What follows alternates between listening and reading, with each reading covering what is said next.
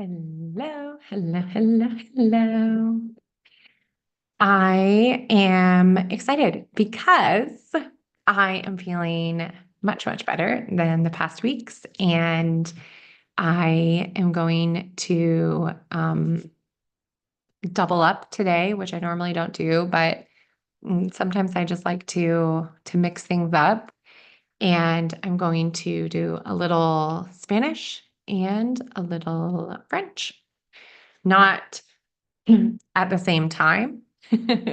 But I have learned French through Spanish before, so I could do that. But what I was actually thinking of doing was to focus on finishing the listening that I had started the other day. I did not get to it later in the week like I thought I might, but that's okay. Life happens, and I'm fine with that.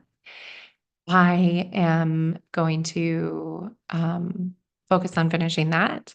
And then I'm going to take a look at some grammar exercises, actually, because I've been focusing on grammar with the Spanish that I've been doing. So I'm gonna quiz myself, basically.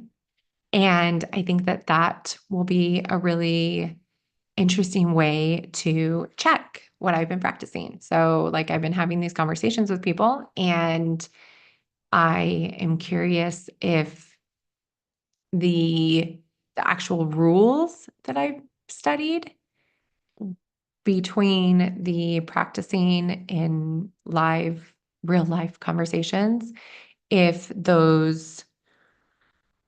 um, those rules that I have learned have actually stuck in my brain. And if they have become part of my knowledge now, or if there's still some doubts and some fuzzy areas.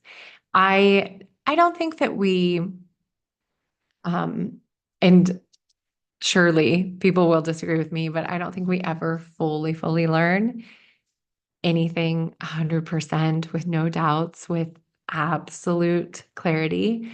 But I do think that there may be certain areas where we had doubts that we can clear up those doubts through receiving more information, receiving more practice, putting those two things together. And so I just want to see if any of those doubts that I've had have been cleared up by the learning that I've been doing over the last couple of weeks and months. So, well, I mean, really the last many, many years, not couple of years, many, many years. But yeah, it's always good to, I think, refresh and do a nice little review from time to time. Just make sure that we are um, keeping what we've learned fresh. Yeah, I don't have a better word for it. Keep it fresh is the best way to explain it, I think. So that's what I'm going to spend my time doing.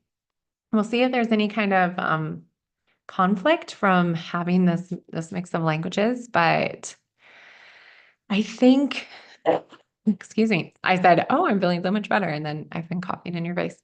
But I think that because the two things that I'm focusing on are so distinct, like if I was doing the French grammar stuff and doing the Spanish grammar, then there may be like an overlap that could confuse me.